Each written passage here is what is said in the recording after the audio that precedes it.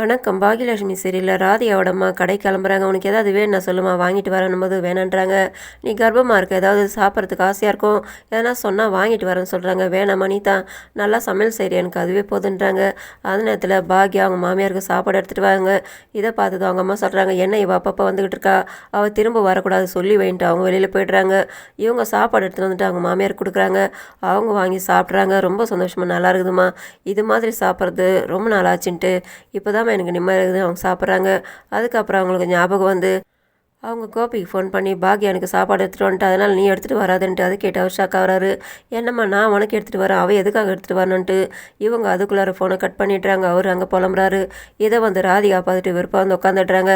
பாக்யா அவங்க மாமியாருக்கு சாப்பாடு கொடுத்துட்டு மாத்திரை கொடுத்துட்டு வெளியில் வராங்க. ராதிகா இவங்கள பார்த்து முறைக்கிறாங்க. அவங்க போனதுக்கப்புறம் ராதிகா அவங்க மாமியார்கிட்ட வந்து சொல்கிறாங்க, "அவங்க எதுக்காக இங்கே வராங்க, நாங்களாம் அவங்களுக்கு சாப்பாடு கொடுக்க மாட்டோமா, அவர் கூட தான் ஹோட்டல்லேருந்து எடுத்துகிட்டு வராரு, அது போதலன்னுட்டு அவங்களெல்லாம் எதுக்காக இங்கே வர வைக்கிறீங்க, இதுக்காக இதுக்கு மேலே அவங்க இங்கே வரக்கூடாதுன்னு சொல்கிறாங்க, அவளை வரக்கூடாது சொல்கிறதுக்கு நீ யாருன்னு கேட்குறாங்க.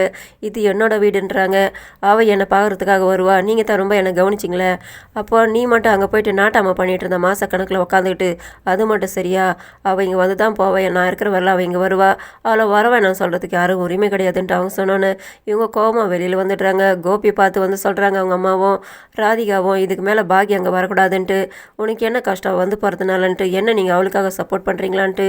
இவங்க கோவப்படுறாங்க. "நான் அம்மாவுக்காக தான் பேசிக்கிட்டு இருக்கேன், அவளை வந்துட்டு போகிறதில்ல, உனக்கு என்ன கஷ்டம்னு கேட்கும்போது, என்ன நீங்கள் வேறு மாதிரிலாம் பேசிக்கிட்டு இருக்கீங்க, பாக்கி அங்கே வரக்கூடாதுன்னா வரக்கூடாது, யார் வேணாலும் வந்துட்டு போட்டோம், ஆனால் அவங்க மட்டும் வரக்கூடாதுன்றாங்க." அதுக்கு எடுத்து இவர் ஷாக்கா அவர், "நான் ஹோட்டல்லையும் வீட்டுக்கு அம்மாவையும் 3 வேலையும் வந்து போயிட்டுருக்க முடியுமா, அதனால் பாக்கியா வந்துட்டு போகிறதில்ல, உனக்கு என்ன கஷ்டன்ட்டு, இங்கே நீங்கள் இருக்கீங்க நாங்கள் இருக்கோன்ட்டு நீங்கள் தான் ரொம்ப கவனிச்சிங்களே, அதனால தான் அம்மா ஹாஸ்பிட்டலில் அட்மிட் வரலாம் போனாங்களேன்ட்டு இவர் திட்டுறாரு. அதனால் எங்களுக்கு கோபமாகுது. ஆனால் ராதிகா கடைசி வரலாம் அவங்க வரக்கூடாதுன்னு சொல்கிறாங்க. என்ன மாப்பிள்ளை நீங்கள் இந்த அளவுக்கு மாறிட்டீங்கன்ட்டு." அதுக்கு அவர் சொல்கிறாரு, "உங்களோட பேச்சு கேட்டு தான் இவன் மாறிட்டான்ட்டு." அவர் திட்டுறாரு. ராதிகா இப்போ கர்ப்பமாக இருக்கா, அவள் கொஞ்சமாவது நிம்மதியாக இருக்கக்கூடாதா மாப்பிள்ளன்ட்டு அவங்க சொல்கிறாங்க. "நான் எப்படியானா இருந்துட்டு போகிறேன், நீ கிளம்பான்ட்டு." அவங்க திட்டுறாங்க. இவர் ராதிகா கிட்டே பேச வந்தாக்கா இவங்க கண்டிஷனாக சொல்கிறாங்க, "யார் வேணாலும் அவங்க வந்து போட்டோம், ஆனால் பாக்கியம் மட்டும் இங்கே வரக்கூடாதுன்ட்டு." அவங்க கோபமாக சொல்லிட்டு போகிறாங்க. இவர் புலம்புறாரு. இதே நேரத்தில் நைட்டு 12 மணி ஆகுது. பாக்கியம் முழிச்சிட்டு உட்காந்துட்டு இருக்காங்க.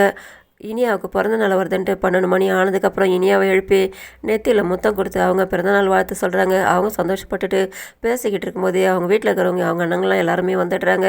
வந்துட்டு எல்லாருமே இவங்களுக்கு வாழ்த்து சொல்லி கிஃப்டெல்லாம் கொடுக்குறாங்க. இவங்க எல்லாருமே சந்தோஷப்படுறாங்க. "இவ்வளோ நேரம் நீங்கள் முடிச்சுட்டு இருந்தீங்களான்ட்டு."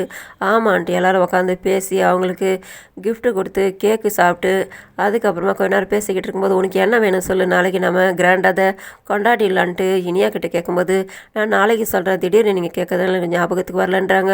சரின்ட்டு அவங்களாம் கிளம்பிடுறாங்க. அதுக்கப்புறமா பாக்யா இனியாவுக்கு அட்வைஸ் பண்ணுறாங்க, "இப்போ உனக்கு 19வது வயசு பிறந்தநாள் வந்துடுச்சு, எவ்வளோ சீக்கிரம் நாள் ஓடுது, இதுக்கப்புறமா நீ உன்னோட வாழ்க்கையில் புது புது ஆளுங்களை நீ சந்திப்பேன், மற்றவங்களாம் வந்துட்டு நம்மளை அதிகாரம் பண்ணுறதுக்குள்ளார நீ ஒரு நல்ல இடத்துக்கு வந்திருக்கணும். நாம தான் மற்றவங்கள ஆளணுமே தவிர மற்றவங்க யாரும் நம்மளை கண்டிஷன் பண்ணக்கூடாது, நாம தான் மற்றவங்கள அதிகாரம் பண்ணணும், அதனால் நான் இருந்த மாதிரிலாம் நீ இருக்கக்கூடாது, அதுக்குள்ளார நீ ஒரு நல்ல நிலைமைக்கு வரணுன்ட்டு." இவங்க அட்வைஸ் பண்ணிவிட்டு திரும்பவும் பிறந்தநாள் வாழ்த்து சொல்லி முத்தம் கொடுக்குறாங்க. இதோட முடியுது. நன்றி, வணக்கம்.